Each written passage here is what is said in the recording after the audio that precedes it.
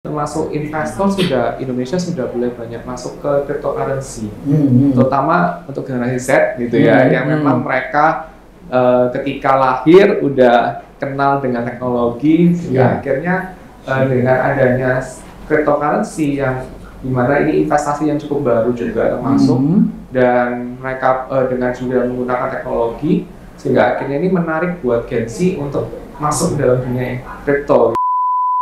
Contohnya gini, kalau saya kirim uang ke Mr. Eric, saya agak di luar negeri ya. Saya lagi di Amerika, dia di Indonesia. Biasanya kan kita butuh perantara lewat bank ya. Butuh bank di Indonesia dan bank di Amerika. Dan itu mungkin waktunya bisa lama dan biayanya adminnya lumayan kan. Gitu. Kalau kita di cryptocurrency, kita dengan detik itu sudah selesai. Nah, harus jamin sih. Kalau Bapeti kan ada jaminannya ya, pakai ada reserve ya gitu. Jadi untuk jaga-jaga kalau misalnya ada penurunan atau perusahaan exchange-nya ini nggak bisa bayar, jadi ada jaminan kayak asuransi. Gitu. Oke, ya kayak di perbankan ada LPS itu kan, ada lembaga.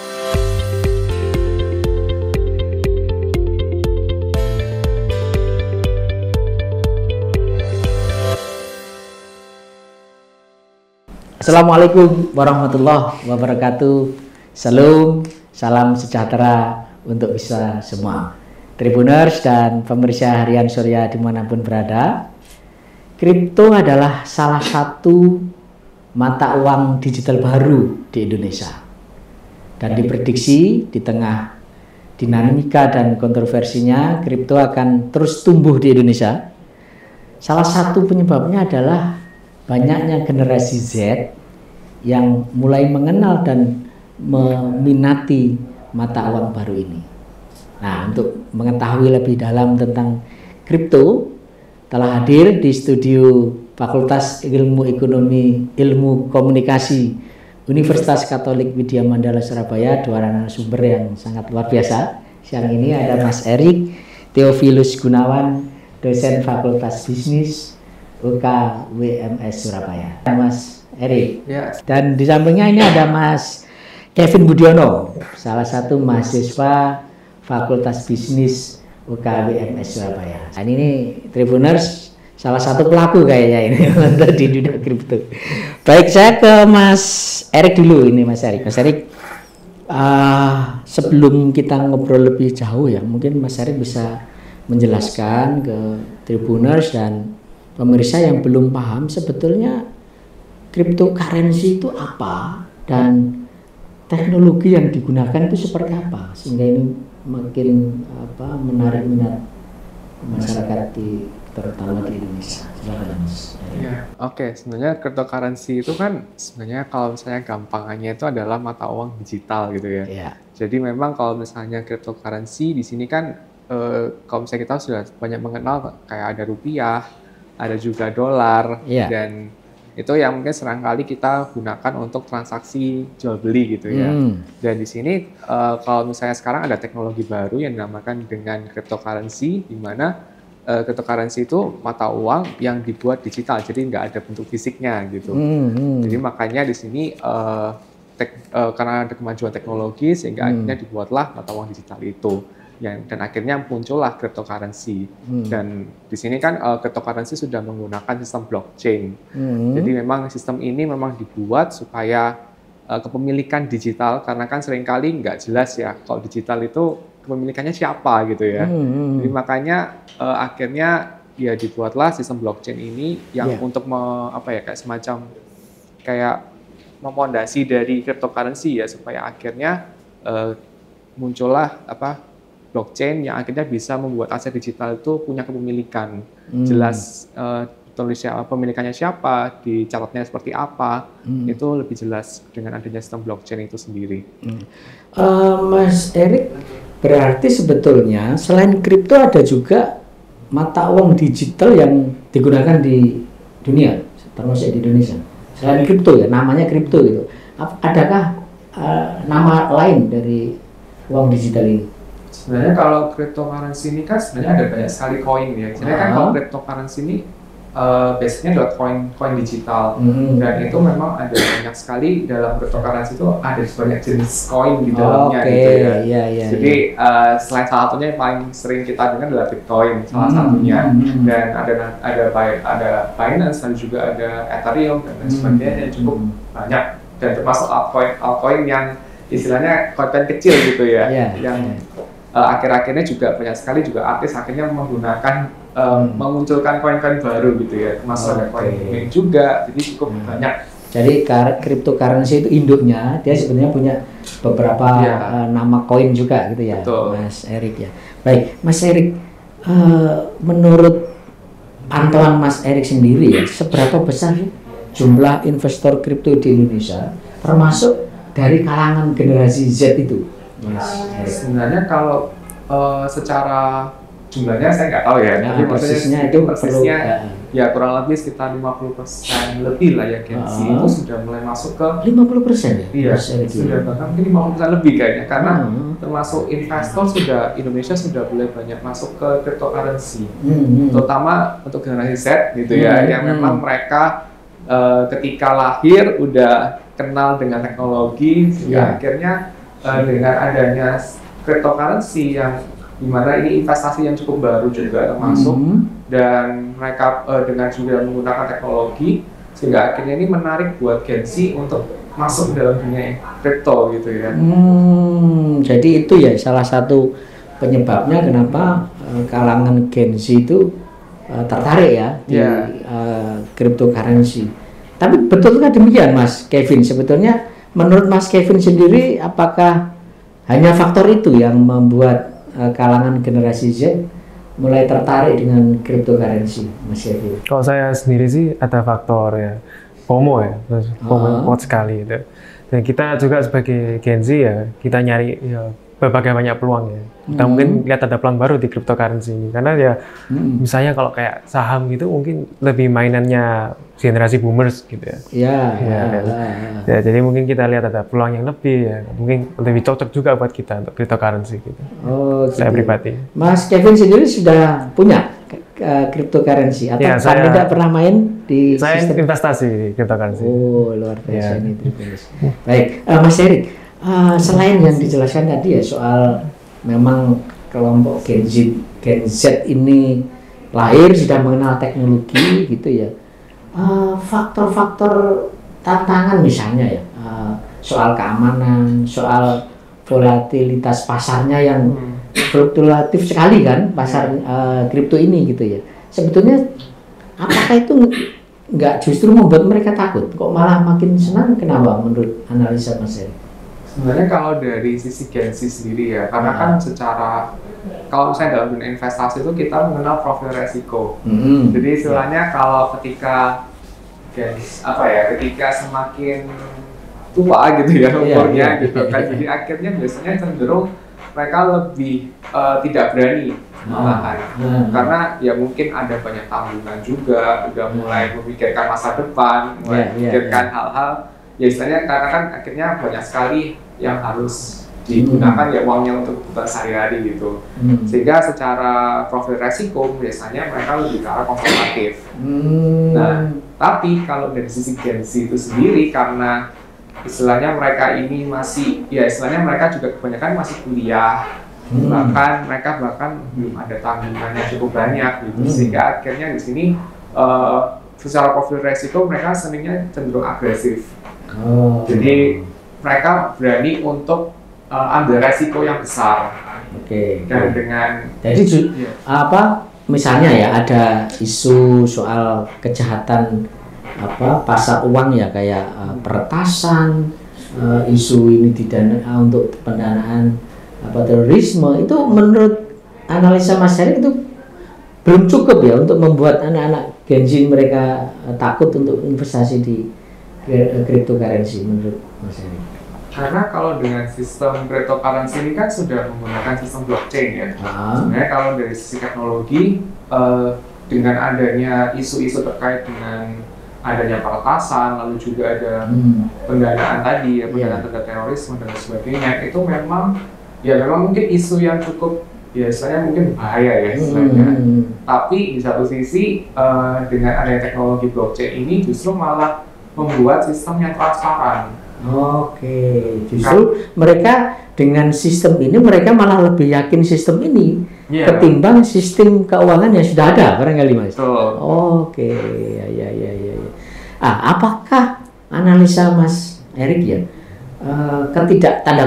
ketidakpercayaan kelompok Gen Z terhadap institusi keuangan yang berkembang saat ini, kemudian mereka mencari model baru untuk investasi dan sebagainya? Ya bisa dibilang seperti itu ya, karena ya misalnya mungkin anak Gen Z kan biasanya mereka dengan ada kalau sistem tradisional kan kebanyakan ada kayak semacam perantara lewat bank, itu cukup tradisional gitu kan bagi mereka dibandingkan dengan kalau dengan kripto ini kan apapun transaksinya sudah lewat aplikasi, semuanya dipermudah gitu kan, dan sistem blockchain ini juga akhirnya menunjukkan bahwa dengan membuat lebih transparan dan juga lebih secure, lebih aman gitu. Justru mereka begitu ya. Iya. Oke. Benarkah demikian, Mas Kevin? Itu salah satu yang membuat Mas Kevin dan teman-teman akhirnya masuk di dunia cryptocurrency. Kalau alasan utamanya karena ya returnnya lebih besar gitu. Itu pertama itu ya. Saya kan kalau kita bandingkan sama kapitalisasi marketnya saham, kan cryptocurrency belum sebesar saham ya harganya. Jadi untuk menaikkan harga itu relatif lebih gampang. Tapi kalau kita dari lihat fundamentalnya ya, contohnya ya cryptocurrency lebih mudah memang dan lebih aman. Contohnya gini, kalau saya kirim uang ke Mr. Erik, saya agak di luar negeri ya. Saya lagi di Amerika, dia di Indonesia. Biasanya kan kita butuh perantara lewat bank ya, butuh bank di Indonesia dan bank di Amerika. Dan itu mungkin waktunya bisa lama dan biayanya adminnya lumayan kan. Gitu. Kalau kita di cryptocurrency, kita dengan detik itu sudah selesai. Nggak perlu perantara. Mungkin gini Mas Kevin, bisa dijelaskan ke pemirsa gitu ya, barangkali kita asumsinya kita ini baru benar-benar belum pernah mengenal cryptocurrency, kemudian ingin masuk ke situ. Sebetulnya langkah-langkah yang harus dilakukan seperti apa sih? Bisa dijelaskan secara sederhana, Mas Kevin? Ya, saya masuk juga karena FOMO ya. jadi ini bukan bagian dari FOMO juga kan? Jadi ya belajar dari kesalahan saya harusnya belajar dulu. Oke. Pertama memang harus literasi soal cryptocurrency itu. Terus berikutnya apa yang harus dilakukan ketika kita ingin masuk di cryptocurrency? Misalnya apakah kita mulai daftar di pedagangnya dulu atau gimana, Mas Kevin? Ya paling gampang sih ya kita menggunakan platform exchange ya, kita bisa jual beli aset cryptocurrency. Tapi sebelum itu kita harus paham juga ya. Seperti Mr. Erik bilang, profil resiko kita. Karena ya memang Gen Z kita muda, lebih mau ngambil resiko, lebih agresif ya. Tapi kita pas nyoba gitu mungkin nggak rela gitu hilangkan duit gitu. Saya mungkin aja awal-awalnya sok-sokan, oh ya saya bisa nahan resiko saya, tapi begitu lihat turun berapa juta, aduh kok nyesek gitu. Iya. Mas Kevin, sebetulnya idealnya ya butuh waktu berapa lama ya kita bisa menikmati hasilnya lah, kira-kira begitu di dalam bisnis cryptocurrency ini. Sejauh pengalaman Mas Kevin sih sejauh ini. Kalau pengalaman saya sih ya saya kan relatif baru ya di cryptocurrency. Kalau di cryptocurrency itu ada namanya siklus. Jadi setiap 4 tahun sekali itu ada siklus cryptocurrency di mana ada penaikan dan penurunan gitu. Jadi kalau mau return yang paling optimal, kita harus akumulasi di fase-fase sebelum meledak gitu. Sebelum benar-benar naiknya. Gitu ya. Soalnya kan cryptocurrency utamanya itu Bitcoin ya. Bitcoin kan ya orang bilang emas digital. Cara mendapatkan Bitcoin juga sama. Orang mining, nambang emas dapat emas. Sama orang nambang Bitcoin dapat Bitcoin. Nambangnya pakai energi komputer, namanya hash power gitu. Nah, dan untuk mastiin kalau harganya Bitcoin tetap stabil, setiap 4 tahun sekali ini ada namanya halving. Jadi reward mining itu dibagi 2. Jadi kan inflasinya tetap stabil dan malah inflasinya turun terus. Semakin langka juga Bitcoin. Iya. Jadi menurut Mas Kevin, sebetulnya butuh waktu cukup lama ya untuk bisa menikmati ya investasi gitu ya, untuk bisa dikatakan settle gitu ya Mas Kevin. Ya jujur aja sih bisa aja kita nyari koin kripto yang agak kecil gitu market capnya, terus kita masuk dengan harapan ya naik sehari, ada contoh ya koin sehari naiknya ratusan persen gitu bisa. Oh gitu ya, ya. Tapi ya itu permainan bandar gitu. Kita harus hati-hati. Baik, mungkin ke Mas Erik ya, kali secara pengamat lah gitu. Kalau ngelihat volatilitas yang disampaikan Mas Kevin kan ada sekian hari naiknya sekian ratus persen, tapi kemudian turun juga gitu ya. Sebetulnya di dalam pasar saham, di bentuk investasi yang lain itu tidak terjadi gitu ya. Tapi di sini justru terjadi. Tapi kok itu malah mereka nggak merasa takut, malah jangan-jangan malah merasa tertantang gitu ya, Mas Erik. Nah, menurut Mas Erik sendiri sebetulnya itu apa ya, fenomena apa sih sebetulnya di kalangan gadget terhadap cryptocurrency?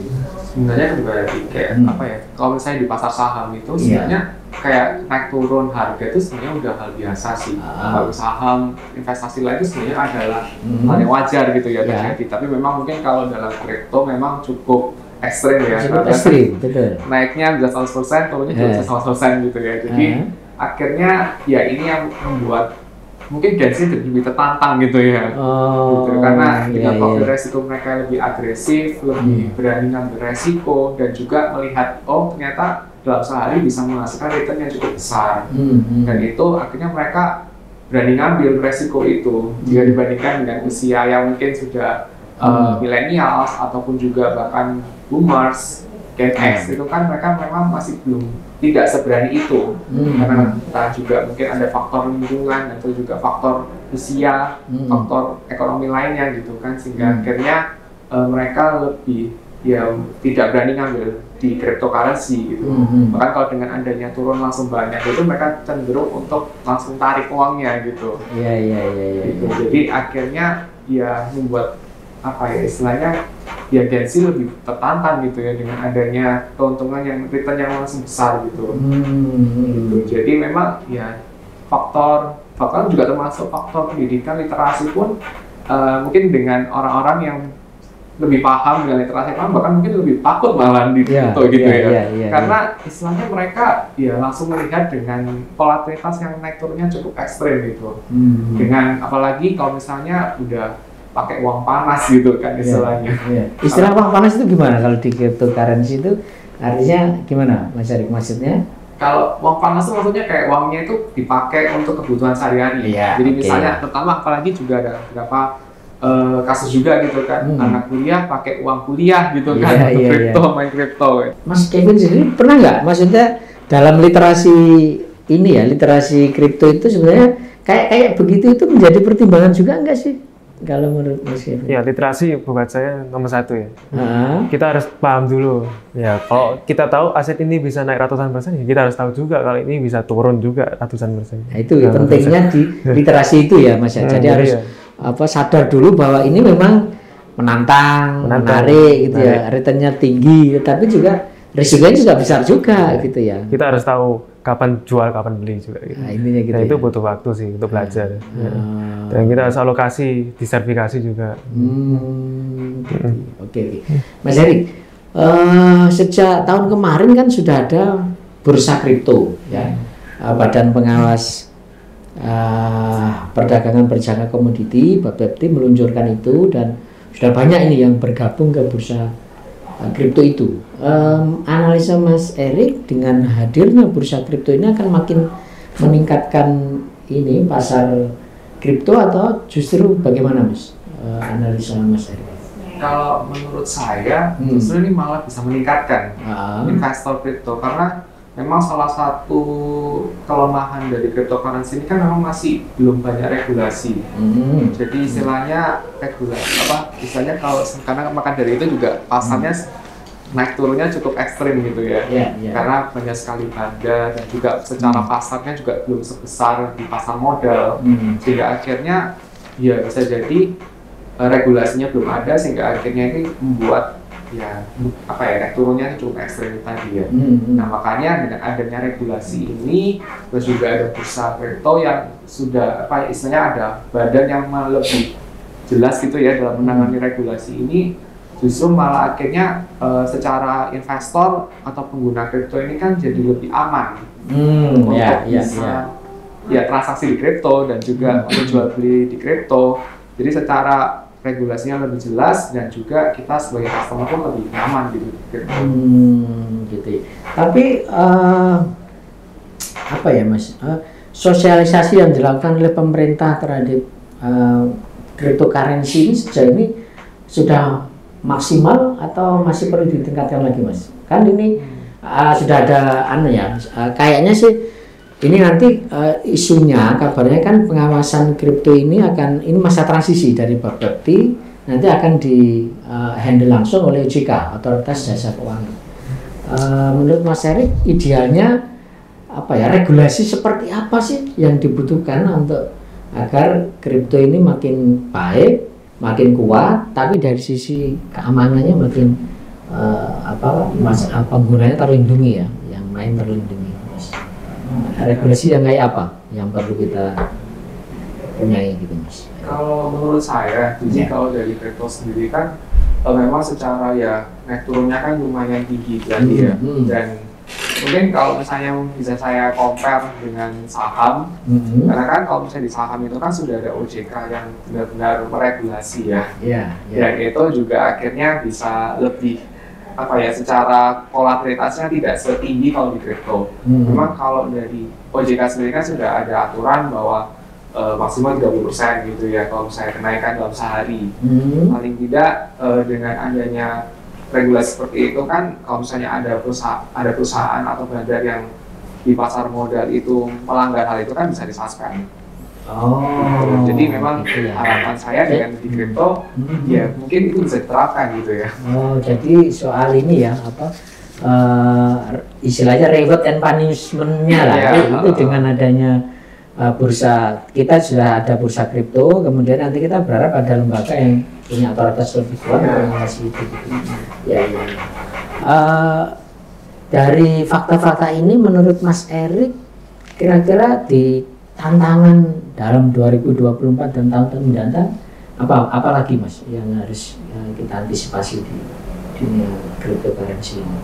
Tantangannya lebih ke arah dari sistem teknologinya ya, blockchain itu sendiri, karena memang ya seperti tadi ada banyak isu terkait dengan money laundering, terus juga isu juga bahwa kripto ini digunakan untuk teroris maupun juga peretasan hacker, karena semakin bertambahnya teknologi, semakin juga bertambahnya hacker gitu ya. Jadi maling makin pintar juga gitu makanya, ya. Jadi sudah tahu caranya gimana sih nge-hack gitu ya. Nah, makanya di sini juga penting banget juga supaya bisa blockchain ini semakin kuat gitu ya, karena yaitu kalau misalnya nggak kuat ya bisa jadi lebih cepat untuk dirotasinya gitu. Jadi harapannya ya kita di sini lebih ke arah supaya pemerintah juga bisa lebih canggih gitu ya dalam menangani hal seperti ini. Baik, Mas Erik, saya ingin ke Mas Kevin lebih banyak ngobrol dengan Mas Kevin. Gini Mas Kevin kan tadi sebetulnya mulai kapan sih Mas Kevin mengenal kripto ini? Boleh cerita Mas? Tengah Desember tahun lalu. Tengah Desember tahun lalu. 2023. Waktu itu sebetulnya apa? Apa dorongan atau hal apa yang membuat Mas Kevin akhirnya tertarik cryptocurrency? Ya, yang tadi saya bilang kan awalnya gara-gara FOMO ya. Teman saya bilang, oh ini crypto comeback nih. Karena kita tahu waktu 2021 sebelumnya udah pernah rame kan tentang Bitcoin dan lain-lain. Ini comeback. Terus saya kali ini berpikir apa sih memangnya ini? Gitu. Saya akhirnya belajar ya. Awalnya saya ya melakukan kesalahan juga kayak masukin sembarangan asal investasi ya. Kalau saya asal investasi berarti artinya saya judi kan. Gitu. Ini nggak baik gitu. Terus saya akhirnya membuat saya tertarik itu ya gara-gara saya ya nonton influencer gitu. Katalis utamanya saya jadi ya nonton seorang influencer gitu. Dia tuh jelasin kalau peluangnya di cryptocurrency ini sebenarnya banyak gitu.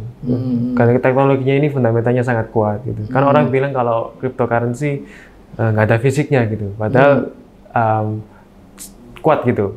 Keberadaannya ada di blockchain itu. Blockchain kan itu seperti pembukuan pencatatan gitu. Dan itu aman gitu. Dan itu cryptocurrency itu sebenarnya ada projectnya banyak. Koin-koinnya itu jadi nggak cuma sekedar mata uang. Itu ada seperti saham juga, membiayai dana untuk project gitu. Dan semakin lama saya baca ya, oh menarik juga ya gini. Dan saya mikirnya ini kan mungkin kesempatannya lebih besar juga karena marketnya belum dewasa. Kita masuk fase market yang belum dewasa gitu. Jadi ya, saya bisa ambil kesempatan mungkin di situ. Tapi ya, sekali lagi resikonya juga harus tahu. Iya, iya. Jadi kan memang di dunia investasi itu juga yang jadi pertimbangan itu adalah komunitas ya. Kita ingin membangun komunitas baru, kira-kira begitu ya dengan investasi. Nah, di cryptocurrency ini komunitas apa saja Mas Kevin yang mengiringi, yang kira-kira ini juga menjadi daya tarik ya, selain memang pengen dapat return, pengen dapat tantangan gitu ya. Tapi sebenarnya kan mereka pengen juga masuk di komunitas-komunitas cryptocurrency. Yang sudah ada sepengetahuan Mas Kevin apa aja yang mengiringi komunitas yang mengiringi kehadiran cryptocurrency? Kalau komunitas sih kebanyakan kalau di cryptocurrency lebih ke private ya, private community. Terus kemudian ya influencer yang bagi informasi seperti di Twitter atau X ya. Dia bagi informasi tentang bagaimana money management yang baik ya. Terus kedepannya ini outlook-nya untuk crypto tahun ini bagaimana gitu.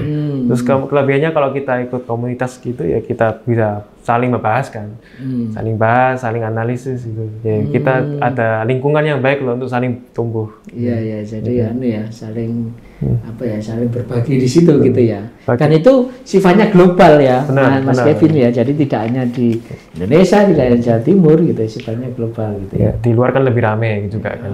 Jadi kalau kita tahu seperti di Dubai itu udah mereka bayarnya udah pakai kripto. Oh gitu. Iya. Mas Kevin, ada cerita menarik nggak selama hampir lebih setahun ya kayaknya nggak gabung ada cerita-cerita unik menarik gitu yang justru itu akan malah meningkatkan ini adrenalin Mas Kevin ya untuk terus bermain di gimana nih? Kayak sehari saya kehilangan berapa gitu. Oh pernah begitu ya Mas? Pernah, soalnya gini kemarin sempet naik. Ya, portofolio saya mengalami kenaikan 50%, besoknya langsung turun 20%. Ya. Gitu ya, itu jadi kayak roller coaster gitu ya. Bagi saya. Emang kalau nggak biasa itu, wah, pasti nggak enak lah buat jantung gitu. Tapi sebelumnya Mas Kevin pernah juga main di investasi lain selain kripto, maksud saya. Sebelumnya saya sempat main saham. Ya. Oh, saham gitu. Ya. Tapi ini lebih agresif ya, lebih ekstrim gitu ya. Lebih saya seriusin juga. Ya untungnya gara-gara ya dorongannya seorang influencer. Jadi dia ngajarnya benar harusnya gimana, belajarnya harusnya gimana ya. Jadi ya itu kan ada yang pernah bilang kalau saking agresifnya ada yang sampai ngutang dan apa-apa itu sebenarnya nggak baik ya. Itu ya jadi ya gitu sih fenomena yang kayak FOMO gitu sebenarnya kayak pisau mata dua gitu. Ya, jadi kalau kita nggak dewasa, kita belum bijak ya jangan masuk. Itu ya nasihatnya dari benar sih. Tapi kalau orang tua gimana Mas Kevin? Artinya tahu juga tahu bahwa Mas Kevin sekarang lagi belajar cryptocurrency misalnya? Tahu dan mereka tahu kalau aku belajar ini jadi nggak sembarangan. Dan tapi jujur aja mereka nggak terlalu ngikutin juga ya tentang cryptocurrency. Jadi mereka cuma biarin mereka juga tahu kak saya udah dewasa gitu. Bisa milih. Sekarang semester berapa Mas Kevin ini? Saya sekarang semester 6. Semester 6 ya. Mas Kevin, tadi saya ingin menegaskan soal risiko ya. Maksudnya kan memang itu justru tantangan, adrenalin segala macam, tapi pernah dengar cerita nggak yang paling ekstrim ya, misalnya sampai kehilangan sekian angka gitu ya, sekian M atau sekian juta yang di komunitasnya Mas Kevin? Ada juga? Saya pernah dengar kayak orang luar negeri ini, dia pernah main produk derivatif kan kalau di cryptocurrency bisa pakai produk derivatif, di mana kita beli kriptonya itu pakai kontrak, jadi kita nggak punya barangnya gitu. Dan dia itu pernah masukin berapa ya? 3 juta USD itu berapa ya, Mister? 3 juta USD. 13 juta USD. Bisa Tribuners bisa bayangkan sendiri ya, Mas. Nggak usah kita jelaskan ya. Iya, dalam sehari itu. Dalam sehari gitu ya. Tapi justru itu kan terdengar dengan kita ya yang di Indonesia gitu ya. Tapi itu malah malah jangan-jangan malah jadi motivasi mereka ya untuk jangan-jangan mereka gila. Baik, kembali ke Mas Erik. Mas Erik, fenomena ini kan menurut Mas Erik apakah ujungnya seperti apa sih nanti? Artinya apakah ini memang hanya musiman ini gitu ya, atau justru menurut Mas Erik ini akan pada titik yang betul-betul mungkin mengalahkan bentuk investasi yang konvensional, atau seperti apa Mas khusus cryptocurrency ini? Sebenarnya kalau cryptocurrency ini kan sudah mulai berkembang dan juga sebenarnya banyak negara pun juga udah mulai menerima cryptocurrency ini ya. Sebenarnya kalau kedepannya sih kalau menurut saya ya harusnya lebih bisa, karena udah mulai ada banyak regulasi juga dan akhirnya justru bisa jadi investasinya ini lebih menjanjikan dibandingkan dengan yang lain. Karena sudah ada banyak yang menerima dan juga ada memang secara teknologi juga sudah mulai berkembang gitu kan, dibandingkan dengan investasi lain kan belum ada yang pakai blockchain dan sebagainya ya. Jadi secara kedepannya harusnya secara harapannya sih lebih maju ya dibandingkan dengan yang lain, lebih aman juga pasti. Kalau saya baca ya di data Bapepti itu transaksi kripto di Indonesia ini sampai Oktober 2023 itu bisa ratusan triliun Mas, sudah lebih dari 100 triliun ya. Itu angka yang sangat fantastis ya gitu. Menurut Mas Erik, apakah ini masih akan belum ujungnya menurut Mas Erik dengan angka sedemikian fantastis? Sehingga nanti begini, yang kita khawatirkan kan ketika ini tidak terkendali ya, semakin seolah-olah semakin meledak. Nanti ada titik baliknya ketika volatilitasnya begitu tinggi, kemudian bisa nggak ini sampai titik terendahnya itu kira-kira sampai berapa? Punya analisa seperti itu ya? Sebenarnya kalau dari segi karena kan sudah mulai banyak investor yang masuk juga ya, harusnya sih masih bakal bisa lebih naik lagi gitu ya. Jadi potensi naiknya masih tinggi. Iya. Kalau turunnya nggak mungkin ekstrim, meskipun tadi ada ya yang volatilitasnya begitu tinggi sehari rugi berapa, tapi tidak mungkin ekstrim turun ya menurut Mas Erik. Ya turun sih pasti turun ya, karena kan memang tadi ada kayak semacam siklus ya Mas. Tapi kalau misalnya, karena kan balik lagi kalau misalnya kan dalam investasi kalau misalnya kita berharap returnnya tinggi pasti ada resiko yang tinggi juga gitu ya. Jadi makanya di sini juga secara penurunan pasti ada. Tapi memang ya istilahnya dengan harapan semakin banyak investor yang masuk dan juga semakin banyak regulasi, ini bisa membuat pasar kripto ini menjadi lebih ideal lah ya untuk investasi gitu kan, tidak seperti mungkin sebelum-sebelumnya yang mungkin kita masih banyak yang belum kenal kripto dan akhirnya di sini lebih jelas gitu ya, secara teknologinya juga lebih maju dan banyak negara yang menerima dan itu bisa lebih investasinya ini lebih menjanjikan gitu. Kalau menurut Mas Erik faktor apa yang justru akan meningkatkan transaksi kripto dan meningkatkan pengguna kripto di Indonesia? Faktor apa saja menurut Mas Erik? Selain soal tadi banyaknya influencer yang macam-macam, menurut Mas Erik sendiri kira-kira apa saja? Apakah faktor politik atau ada faktor pertumbuhan ekonomi atau faktor apa lagi Mas? Kalau sebenarnya faktor pertumbuhan ekonomi ya bisa jadi ya, karena dengan daya pertumbuhan ekonomi ya daya jual beli masyarakat bisa lebih bertambah gitu. Jadi akhirnya di sini juga pasar kripto juga bisa lebih meningkat gitu. Dan salah satu juga karena ya sudah semakin banyak Gen Z sekarang gitu ya. Jadi akhirnya sudah semakin banyak yang mengenal dari influencer dan sebagainya, itu juga bisa meningkatkan faktor dari banyak investor yang masuk ke kripto juga.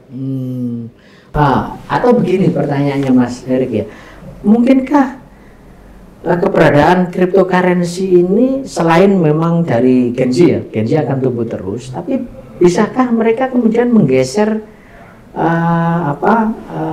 jenis-jenis aset konvensional gitu ya, Mungkinkah kemudian orang-orang yang sekarang sudah punya aset konvensional kemudian beralih ke aset digital? Menurut seberapa persen kemungkinan itu menurut Mas Erik? Kalau misalnya menggeser seluruhnya pasti tidak ya. Ya. Karena kan juga ya kita juga kalau misalnya semakin tahu literasi keuangan, kita harusnya malah semakin bisa diversifikasi. Jadi nggak cuma hanya sekedar oke, kita semua all in di kripto gitu ya. Jadi itu juga biasanya kalau misalnya itu habis ya habis semua gitu kan. Jadi kalau misalnya dengan juga sekarang literasi keuangan, inklusi keuangan kan juga sudah semakin bertumbuh. Jadi orang juga semakin paham pentingnya investasi dan ya pentingnya juga diversifikasi sehingga ya untuk ya mungkin ada pasar kripto bisa semakin lebih tinggi tapi banyak orang juga yang paham harus diversifikasi, harus ke saham, reksadana gitu kan. Jadi paling nggak ada ada batasan-batasan tertentu lah. Misalnya supaya mereka tahu gitu, nggak cuma yang all in di crypto gitu. Yang penting returnnya oke, tapi kita juga soal resikonya tinggi juga gitu. Artinya aset konvensional itu sebetulnya tidak akan kemudian meskipun kripto sedemikian menggiurkan itu tidak serta-merta membuat orang bergeser gitu ya. Mungkin yang bisa dilakukan adalah diversifikasi gitu. Orang konvensional bisa jadi tetap punya aset konvensional, kemudian menambah di aset digital gitu ya. Kira-kira begitu. Yang Gen Z itulah yang menjadi pasar besarnya ya, yang mungkin bisa dikembangkan. Kalau menurut Mas Kevin ya, regulasi sekarang yang ada, Mas Kevin ya, yang mengatur tentang cryptocurrency ini sudah cukup dianggap baik gitu, atau menurut Mas Kevin apa seharusnya yang harus dilakukan pemerintah dalam ini Bapepti dan OJK agar para pemilik aset digital itu makin aman, makin nyaman gitu di Indonesia? Kalau untuk exchange lokal sih menurut saya udah cukup oke ya. Mungkin harus tetap menjamin kalau jangan sampai exchange-nya bangkrut nih. Jangan sampai uang yang kita taruh di situ. Lalu gimana? Apa yang harus dilakukan pemerintah untuk memastikan bahwa apa istilahnya itu menurut Mas Evin itu bangkrut? Apa yang harus dilakukan pemerintah gitu Mas? Nah, harus jamin sih. Kalau Bapepti kan ada jaminannya ya, pakai ada reserve ya gitu.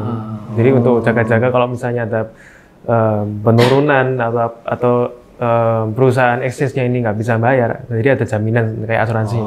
Ya kayak di perbankan ada LPS itu kan, ada lembaga penjamin simpanan, dan kita berharap Bapepti memastikan pedagang kripto yang beroperasi di Indonesia itu betul-betul garansinya bisa dipercaya ya. Benar. Begitu. Tapi uniknya di cryptocurrency ini kita sebenarnya nggak terlalu butuh exchange lokal sih. Kan kalau exchange lokal kita pakai pihak ketiga.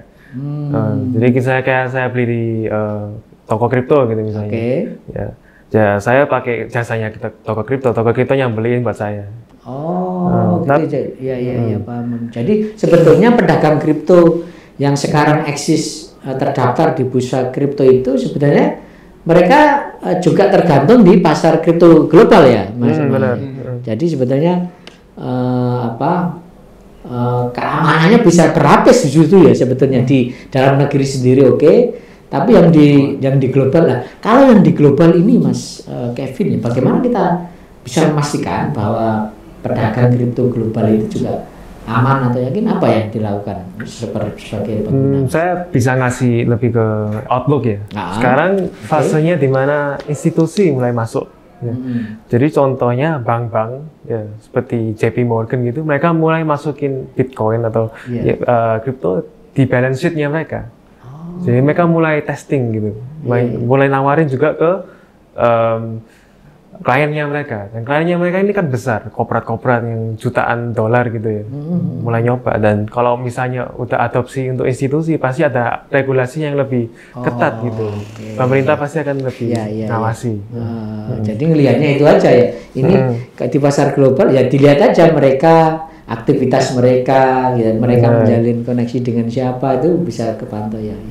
Kalau kita mau investasi harus begitu, harus baca data, harus ngikuti berita gitu. Mas Kevin, kalau dari sisi keamanan tadi soal ini kan kalau dari sisi keyakinan pasar mungkin sudah terjawab gitu. Tapi dari sisi keamanan, meskipun Mas Erik ini sistemnya blockchain, lebih aman daripada konvensional. Sebetulnya risiko terburuk apa sih yang akan dialami kita sebagai pemilik aset kalau misalnya terjadi kejahatan? Kalau kejahatan misalnya peretasan gitu ya taruhlah itu gitu ya. Yang kalau peretasan di kayak exchange gitu, kita naruh duit di ya kayak misalnya toko kripto, seakan-akan misalnya kalau orang tahu password kita ya. Ya, itu mungkin bisa terjadi. Tapi kalau kita pakai sistem blockchain, kalau di kripto itu kita bisa nyimpen koinnya kita sendiri. Kita nggak usah bergantung ke orang lain, ke pihak ketiga, pakai wallet gitu. Nah, verifikasinya memakai teknologi blockchain, di mana harus verifikasi ke blok-blok yang lain. Itu lumayan rumit ya. Saya juga lagi masih belajar. Tapi intinya itu, ya orang hacker semakin canggih ya, bisa ngirim link gitu pun bisa langsung tahu password kita gitu. Tapi hal terburuk bisa, misalnya aset kita tersedot semua ya. Itu yang bisa sampai ke situ, misalnya taruh itu hal terburuk ya, hal terburuk. Bisa kayak misalnya password kita ke tong kompromi gitu, ke retas. Nah, itu hal terburuk ya. Saya pernah baca berita gitu, gara-gara masang extension di Google gitu, tiba-tiba ketahuan gitu password untuk Binance-nya gitu, untuk exchange-nya. Itu bahayanya. Ya. Kalau misalnya itu terjadi, Mas Kevin, terus itu betul-betul risiko kita sendiri atau sebetulnya ada juga yang bisa menanggung, kayak kalau di konvensional kan misalnya di perbankan ada hacker yang nyerang, itu kan dijamin aset kita akan tetap kembali. Kalau di pasar kripto sendiri seperti apa? Ada juga perantaranya. Misalnya kalau saya itu toko kripto, jaminannya mereka harus yang gitu. Oke. Jadi sebetulnya di pasar digital ini sama juga dengan di aset digital ini sebenarnya sama juga dengan konvensional. Sebenarnya keamanannya juga terjaga juga sebetulnya gitu kan, gitu ya. Bahwa kemudian nanti ada kejahatan yang lebih hacker yang lebih jago bisa menyedot data aset kita, tapi bisa juga dapat penggantian dari toko kripto gitu ya. Oke. Baik, Mas Erik, saya kira kita ada di penghujung obrolan kita ya. Nah, mungkin Mas Erik sebagai closing statement bisa disampaikan lah ke Tribuners dan pemirsa Indonesia, do and done-nya lah, kira-kira begitu Mas. Do and done-nya itu kalau kita mau masuk di aset digital ini, yang terpenting itu apa, dan kira-kira apa yang harus diwaspadai apa? Mas Erik, silakan. Ya, kalau misalnya sebenarnya yang dari do and don'ts ya. Jadi istilahnya yang pasti kita harus tahu profil resiko kita apa. Karena istilahnya kalau misalnya kita nggak tahu profil resiko kita dan ya asal ngikut ya FOMO ya gitu ikut influencer atau ikut mungkin teman dan lain sebagainya, dan ketika lagi rugi dan kita nggak siap, akhirnya ya tadi banyak hal yang terjadi gitu. Tadi ya. Dan itu yang memang harus kita tahu profil resiko kita, tahu literasi keuangan juga. Paling nggak kita kenal investasi kita kayak gimana. Karena kan sifat investasi itu kan masing-masing instrumen itu kan bisa beda-beda. Di saham, terus juga di kripto, reksadana itu juga punya spesifikasinya sendiri-sendiri. Jadi itu yang istilahnya ya kita harus kenal dulu lah. Kalau nggak kenal ya gimana kita bisa tahu gitu ya. Iya, betul. Itu Mas Erik ya. Kalau Mas Kevin bisa sampaikan kira-kira bagi para pemain ya, yang terpenting apa yang harus dilakukan dan apa yang harus diwaspadai. Saya setuju ya, Mr. Erik ya, tahu profil risiko, tapi juga kita tahu toleran nggak sama kerugian gitu. Saya kadang ada orang yang dia mending nggak untung daripada rugi. Jadi kalau dia untung 10% gitu senangnya biasa, tapi kalau rugi 5% aja udah kayak mau kiamat gitu. Terus ya konsisten, yang penting konsisten belajar. Kalau memang ada niat di cryptocurrency, niat untuk mempelajari pasar modal gitu, terus saja belajar gitu. Nah, jadi nggak hanya sekedar asal masuk, asal tahu, nggak terus bergantung sama influencer juga gitu. FOMO baik, FOMO kalau dilakukan benar, kita niat sendiri ya kita bisa gitu. Yang penting konsisten. Baik, Mas Kevin, Mas Erik ya, intinya bahwa cryptocurrency ini rasanya tidak akan terbendung gitu ya. Ini akan terus berkembang, apalagi seiring dengan makin banyaknya generasi Z yang tertarik dengan cryptocurrency. Tinggal sekarang pemerintah memastikan bahwa siapapun yang bermain di cryptocurrency mendapat perlindungan yang baik gitu ya. Dan pemerintah memastikan siapapun yang bermain di sini itu aman dari kejahatan virtual. Saya kira itu Tribuners dan pemirsa harian Surya dimanapun berada, obrolan saya dengan Mas Erik Theophilus Gunawan, dosen Fakultas Bisnis Universitas Katolik Widya Mandala Surabaya UK WMS, dan Mas Kevin Budiono, ini mahasiswa semester 6 Fakultas Bisnis di UK WMS Surabaya juga. Saya Tri Mulyono, pemimpin redaksi Tribun Jatim Network, mohon undur diri. Saya sampai ketemu dengan topik-topik menarik lainnya tentang cryptocurrency. Assalamualaikum warahmatullahi wabarakatuh. Salam sejahtera untuk kita semua. Download Tribun X sekarang, menghadirkan lokal menjadi Indonesia.